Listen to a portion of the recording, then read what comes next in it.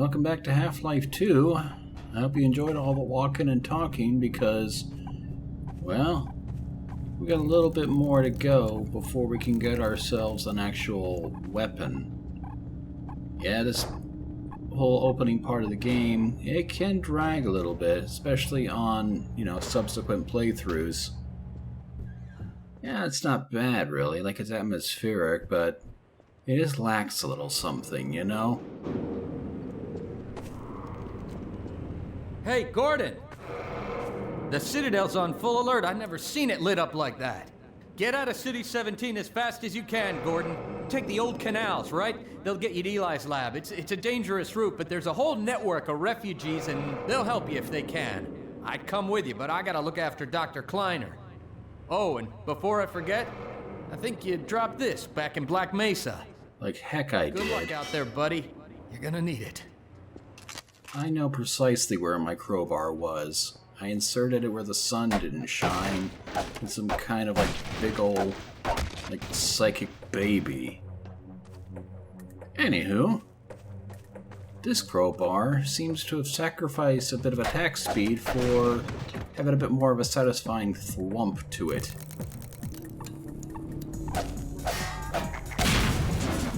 Yeah, it's got some strength, some heft. And fortunately, these guys are a little bit outside of crowbar reach, so off we go then.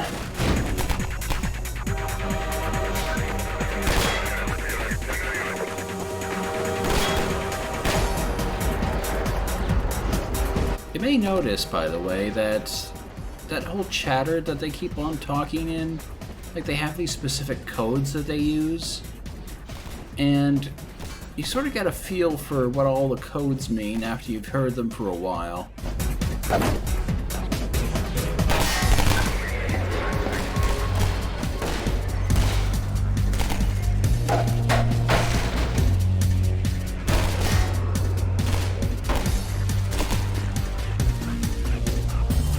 Oh yeah, let's talk about the suit for a little while. You see, we got ourselves a central battery, which controls all of our suit's functions. Yeah, it's had some controversy. I'll tell you more about it after this. Help me! Stop! We didn't do anything!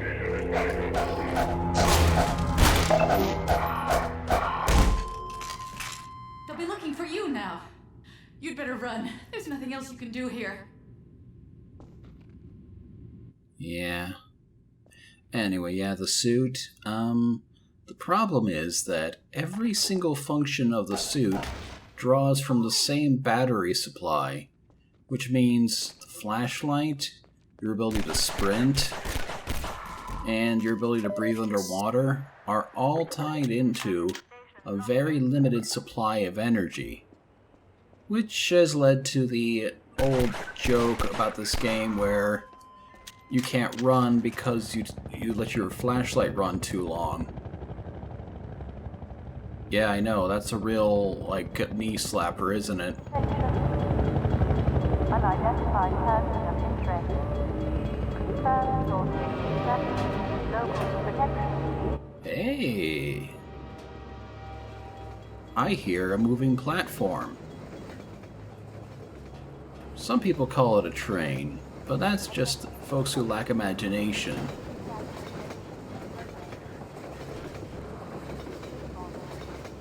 By the way, you may have noticed the rather ubiquitous red barrels.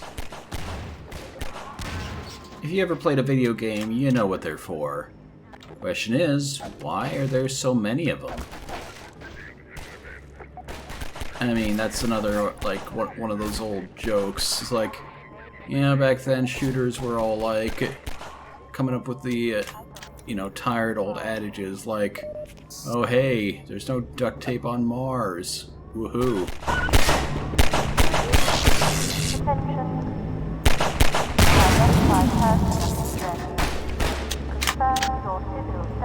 Keep an eye out for those lambda symbols, by the way. They usually mean little hidden caches or caches, I don't know which, of ammunition.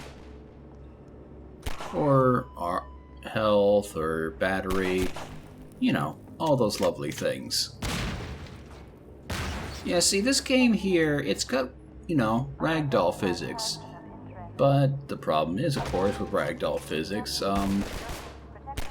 if you want to really make things fly around, you kind of got to have, you know, the means to do it. Which means a sort of artificiality, as explosions are sort of just scattered around in very unusual places for explosive substances to be.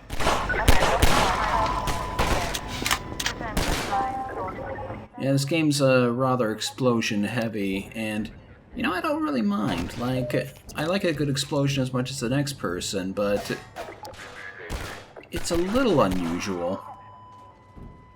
Maybe just a wee bit.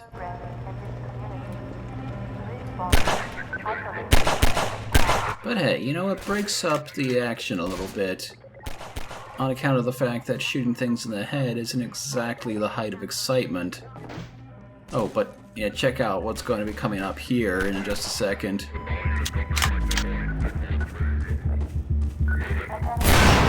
Yeah, it's not just some sort of like industrial accident or something that put these things down here. I think the cops are actually using them as sort of like standard police tactics. Which, you know, bears the question. Do the Combine use barrels like as like sort of just like an improvised weapon, or was it always a plan to use explosive barrels in their war effort? I believe this bears investigation.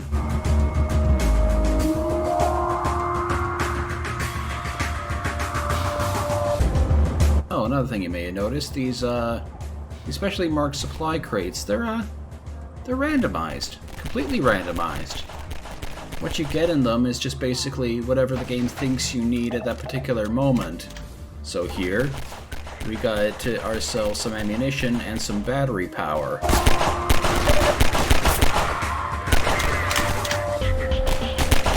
I understand there's a certain amount of like predefined nature to them.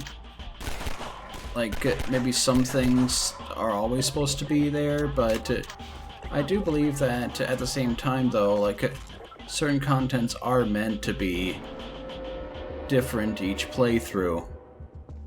I don't know. I'll have to look up more into this because I've kind of heard it both ways.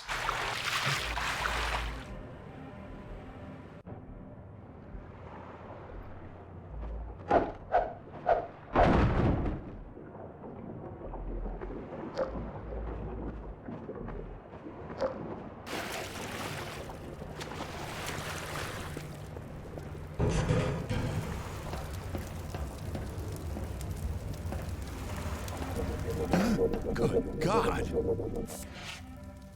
Guess those sirens are for you, huh? Good thing you found us. You're not the first to come through here by This is the Freeman. The Combine's reckoning has come. Look, we're just a lookout for the Underground Railroad. Main station's right around the corner. They'll get you started on the right foot. Meanwhile, let my Vortigaunt friend here give you a jolt to get you going.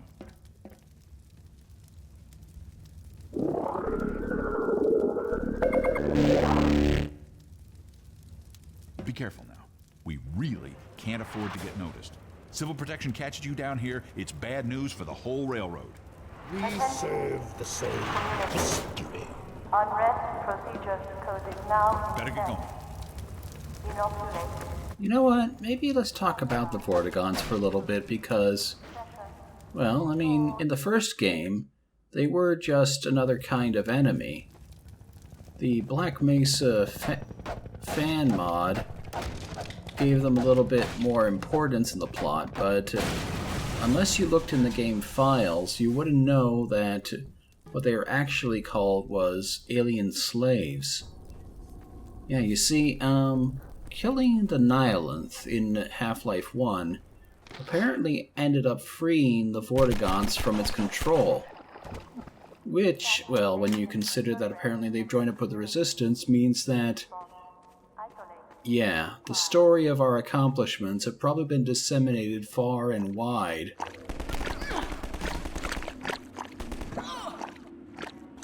Now, what is going on up here? Nothing good, I take it. Help!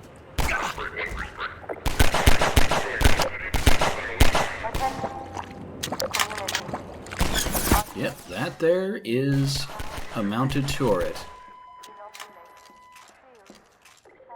In a very unfortunate location for them. Station 12, come in. This is Station 8. We heard 12 go down and out. Surgical strike units are targeting railway stations. Repeat, civil protection is coming down on underground stations. We're already getting refugees from 9 and outlying. Looks like we're... Station 8, do you copy? Station 8, are you there? We have confirmed reports of manhacks. Repeat, they're filling the underground with manhacks. Interesting name. Now, I actually did a second take for this because first time I ended up going a little bit too quickly with it. You see, this turret section is meant to be sort of a showcase of Havoc physics in certain ways. Essentially, like, I mean, you see it already. Like, there are all kinds of different, like, props you can shoot at, and as a result, it ends up creating just some interesting visual flair.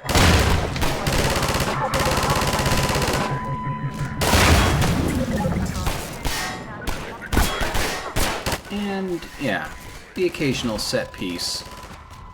Yeah, don't get used to the whole idea of being able to shoot ledges out from under enemies. Like, it's, yeah, it's gonna come up in certain variations, but for the most part, like, if there's a gimmick, then it's usually just, you know, for that particular area.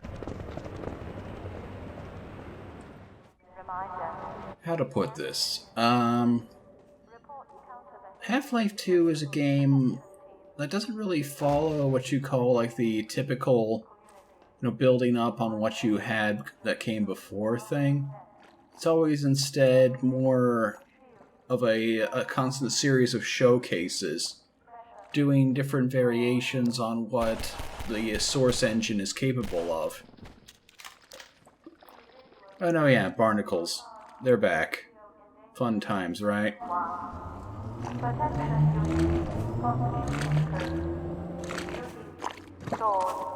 Midnight. Over here! Keep going, friend. That station was raided, but there's others up ahead. I'm gonna stay here in case any others come through. Gotta keep the railway alive. Yeah, I hate to break it to you, but, I don't think anyone else is coming.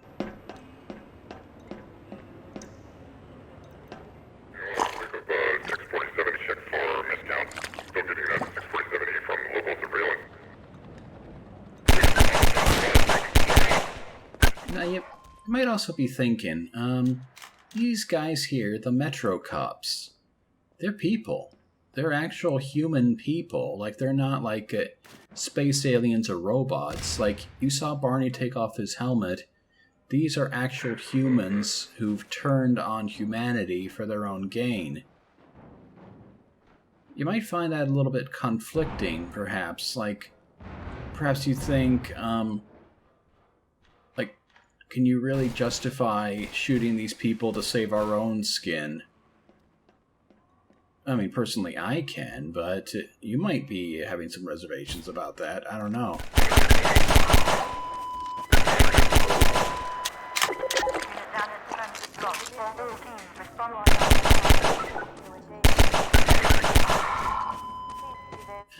These guys. I mean, you can shoot them before they even land. That's the thing.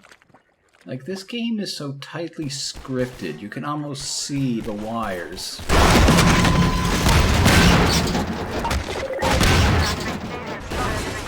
Like that wagon there, like, that's not a dynamic thing. There's always meant to be an explosion that goes off and dumps it there, just as a piece of visual flair. Nonetheless, though, like, scripting isn't always a bad thing. Like, check this business out. You see these barrels here that we have to knock out of the way? Well, naturally, they're meant to roll down and show us a new trait of barnacles. Namely that, if they detect something, anything, they'll try to eat it. And naturally, the next area right over, we have some explosive barrels. An insidious idea presents itself. Alert. Community self-destruction unit. Local unrest structure detected. Simple as that. Yeah, this game is, like I said, it's a series of little showcases, but nonetheless, it does a good job of teaching you about every little gimmick once it appears. Like that whole room with the water and the explosions, your natural inclination is to dive underwater because, oh no, you're in a tight space with a whole bunch of barrels.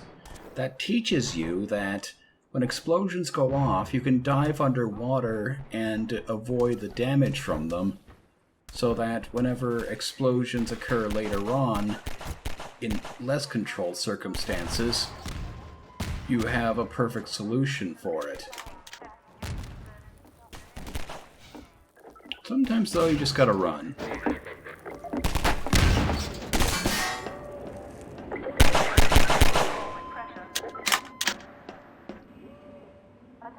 And oh, look here.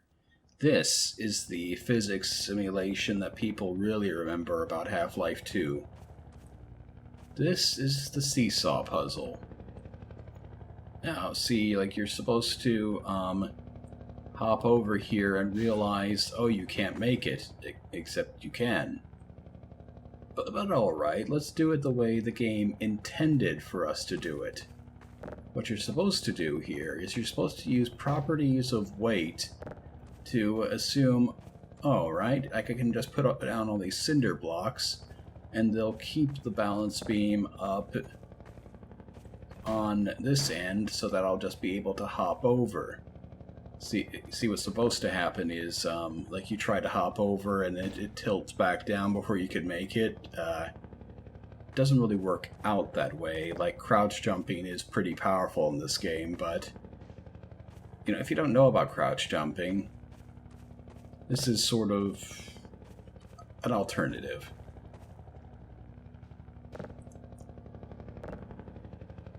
Although, something a little bit funny happens when I try to do it the right way. Yeah. Like, I don't know, like maybe you're supposed to get, like, right up to the edge or something. But, you know, it also helps if you actually press the jump button. You might ask, you know, like, why am I not editing this down? Well, why would I? This is, I guess you could call it entertainment. Besides, if I just played a game like a flawless game where I never did anything wrong, that would get pretty boring after a while, wouldn't it?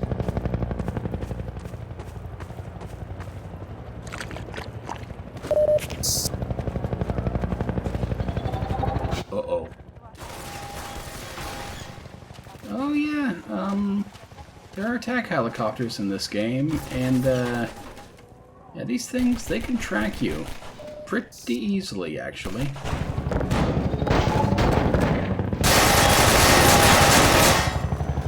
Fortunately, it's pretty simple to just duck into cover. If the game's not going to be mean-spirited and put you right out in the open where you have no way of avoiding them. Ew. That's unfortunate.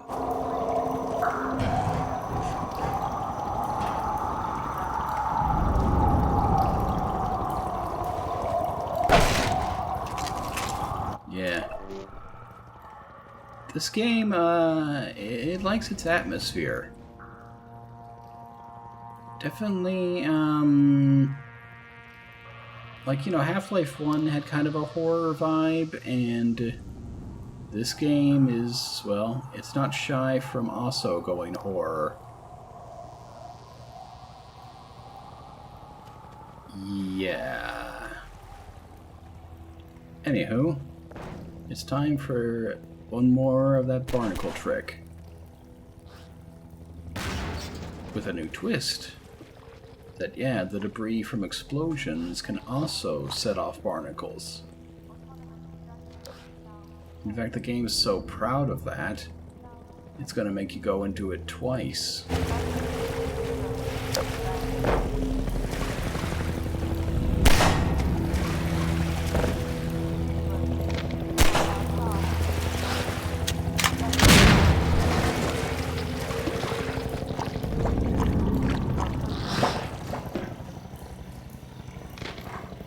Good stuff. Yeah, we can still see maybe like snatches of the helicopter, but I'm sure we given it the slip. Or not. Yeah, your best defense is just to book it.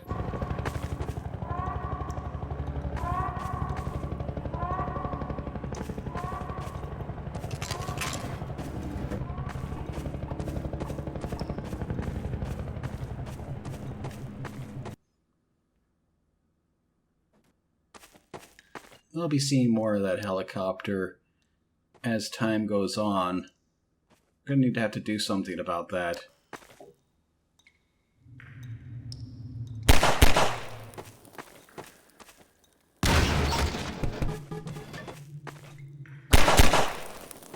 This game, it really loves its, like, exploding debris.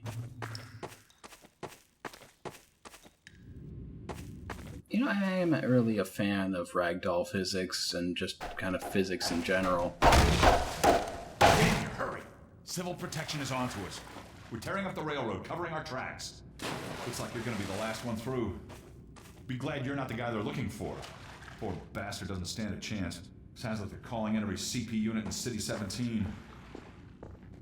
Now they're flooding the areas up ahead with manhacks. You better get going before they sweep through here. Oh shit! Too late! Manhacks, you say? Yeah. They're small, they're fast, pretty easy to stun if you can get a hit on them, but... That was a close call. Thanks for your help.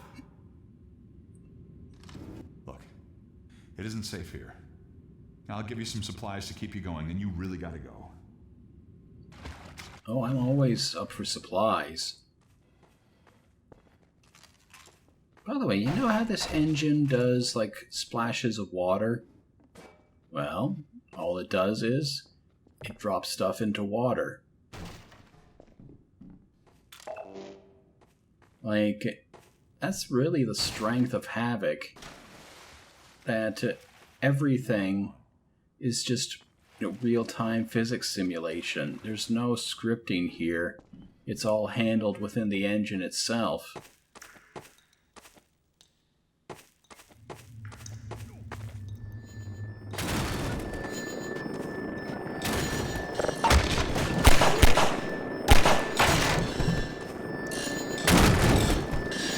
I mean, yeah, check this out. Like, all that, like, scraping off the walls and such, and kicking up sparks and things like that.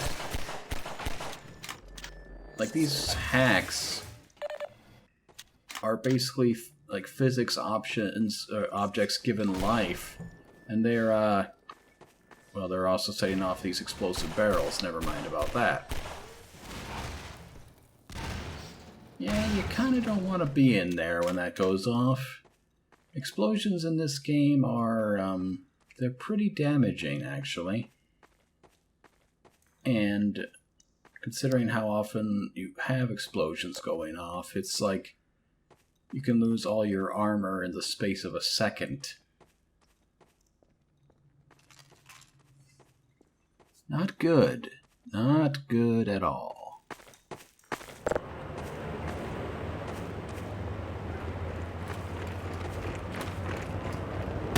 Hey guys. Attention all ground protection teams. Judgment waiver. I guess I will give them props though, like, you know, like the armor that they're wearing, like, this is on normal difficulty, and even then, it takes 2 shots to the head to take them down. On hard, like, they can take like 3 or 4 shots straight to the cranium, and they don't go down from that. So, yeah. Helmets are actually useful in this game. Who knew?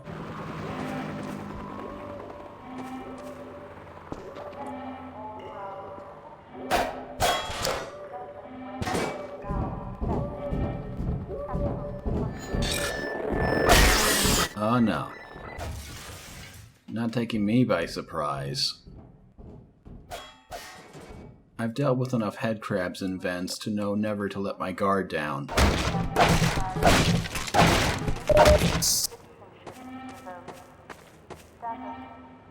And oh yeah, there are head crabs in this game. Like old Lamar there. Kinda landed us in this mess. I hope she's doing okay. Unit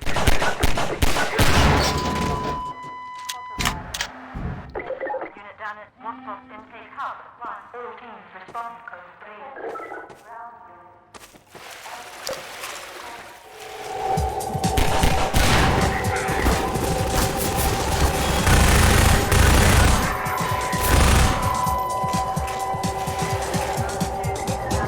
What's there to say about this new gun? It's an SMG, and, well, it fires a lot of bullets, doesn't do a whole lot of damage, and it's got a secondary grenade launcher like before. That's pretty much it, really.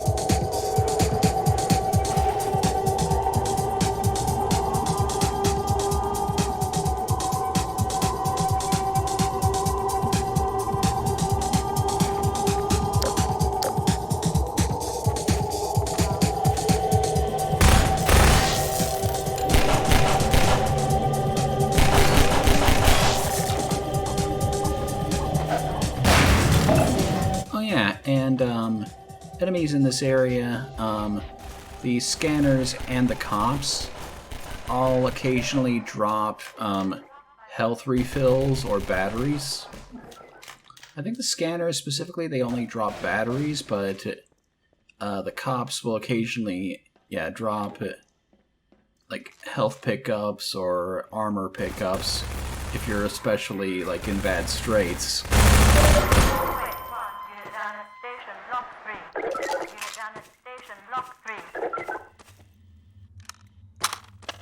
You may also be hearing that voice on the radio. I don't believe that it's ever given a name. I believe it's just the Combine control voice. Or the Combine operator. Ah, nuts. Yeah, these steam vents, they do hurt. They hurt a lot.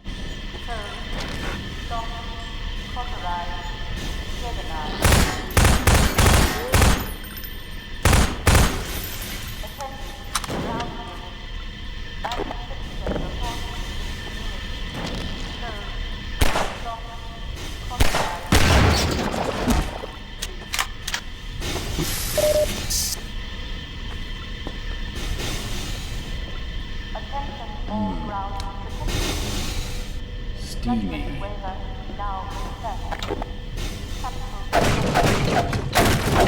What is this HEV suit good for if it doesn't have any like thermal protection or... Well, I mean, I guess it does keep our own like vulnerable skin from being scalded. Like it's, you know, it eats through battery power, but it's not eating through our health that much, so... Yeah, that's something.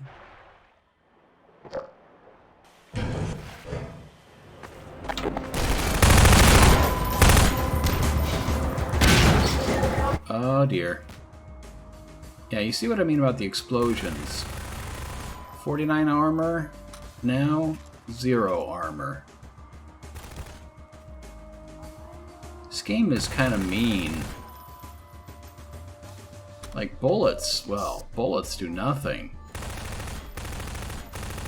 But the explosive barrels, now those are mean.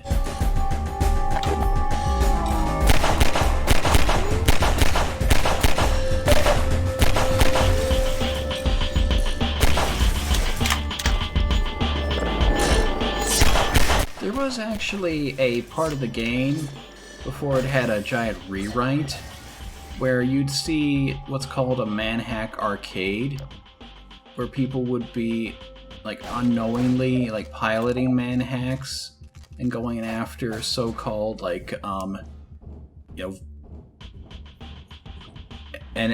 enemies like in a video game. Except of course, it would actually be people in real life that they were chasing down. I suspect the idea was rejected on account of the fact that, well, for one, it's edgelordy as heck. It's like the kind of thing you'd see in a really cheap creepypasta. I was playing the video game, but it looked like hyper-realistic. You know what I'm talking about, right?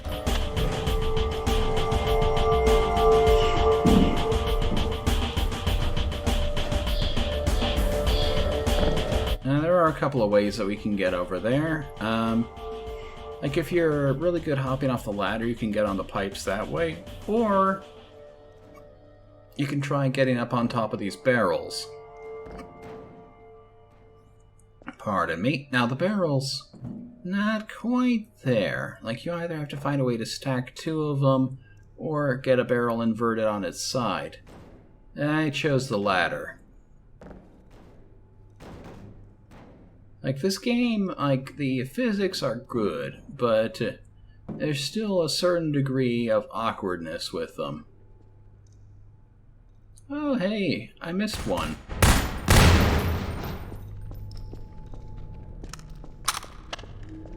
Yeah, we've seen this kind of puzzle before. Like it was one in Half-Life 1 as well.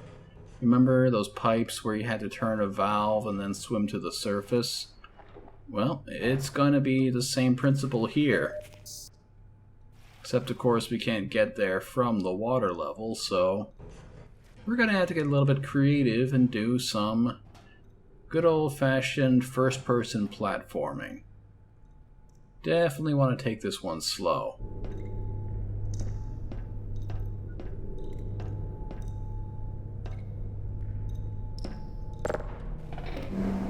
And here we are. Easy. Couldn't be easier.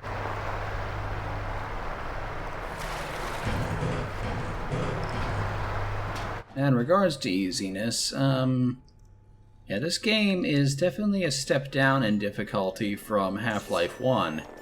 Like, you remember, like, the human enemies in Half-Life 1 were these bullet sponges with automatic weaponry, and, like, they were always in these really advantageous positions. Like, I think that this game is sort of buying into the hype of, Gordon Freeman, savior of Earth, has already gone through one adventure, and so now he's experienced enough to take out things that he would have been struggling with in the original game. At least that's how I like to interpret it. Alrighty. Crouch jumping is just slightly insufficient. We'll need a little bit of help. So yes, this game has fluid physics as well. Definitely worth keeping that in mind. Like, there will be some water-based puzzles in the future. In the very near future, as a matter of fact.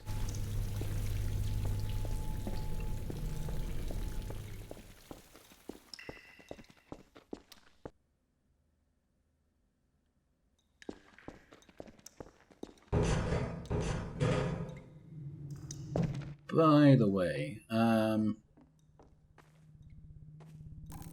just a note of caution, if you're going to be using the SMG, yeah, don't fat finger the right mouse button. Engaged. Morphine administered. And I think you're going to need some more of the morphine in order to clear up this mess.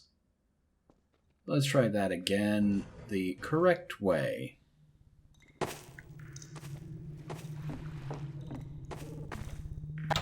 As I said, explosions do ridiculous amounts of damage, and this game is well, it's of the traditional sort where if you get yourself in a bad situation, you just gotta sort of tough it out. And, you know, toughing it out is not always the easiest solution.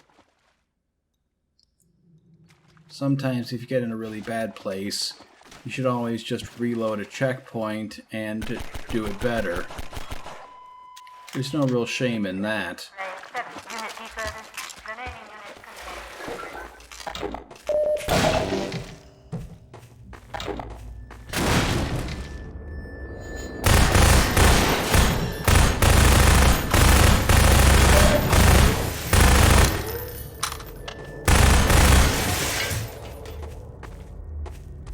So is this going to be the rest of our life, you think? Just running around on the run from the law in a strange new world where, well, I mean, almost certainly it's going to be hard to find ourselves a job. Yeah. I'm guessing the whole savior of humanity thing is basically the only career prospect ahead of us right now.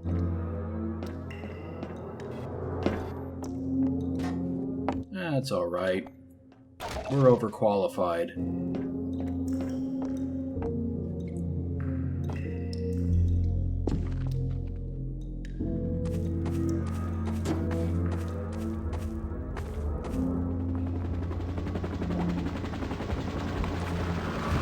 Alrighty. Yeah, you hear the Geiger counter going? That there is some radioactive waste. Not too bad, really, just as long as you don't go dipping your toes in it.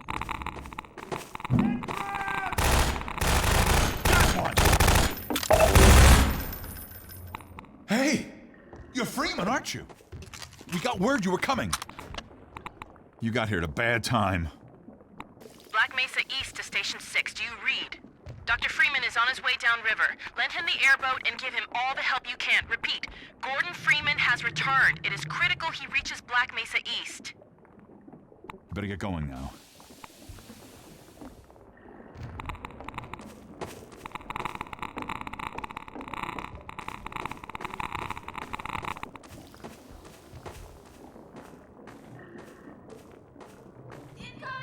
They're showing us!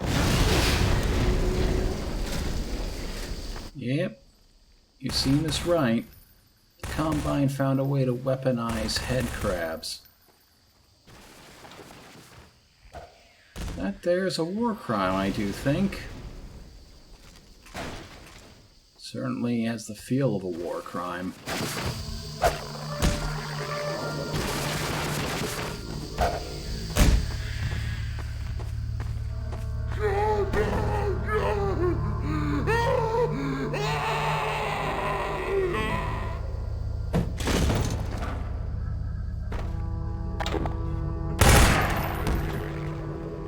Still, though,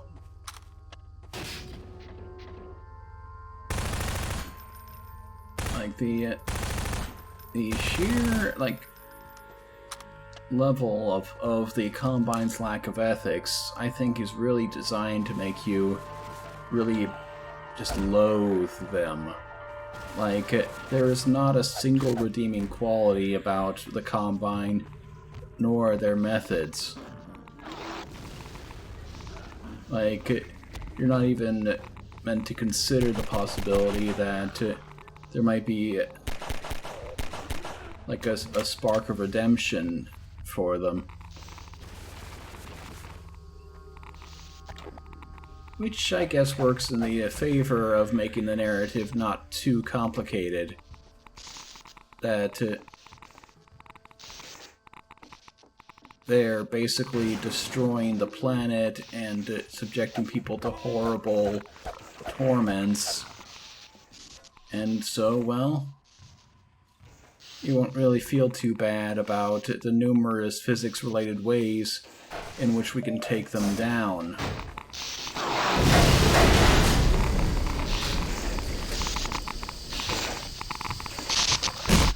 Check this out. Yeah, dummies.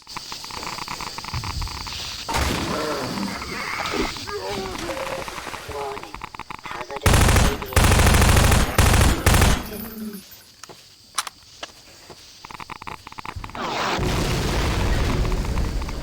Yeah, no sense in us sticking around here.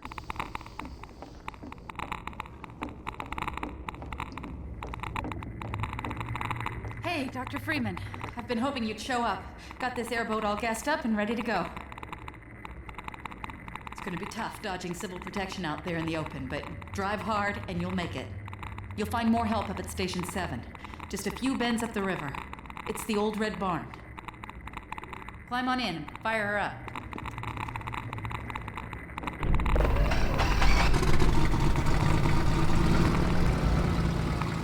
You'd better get going now. And I hope you'll join me next time as we begin a vehicle section. It's going to be a lot of fun.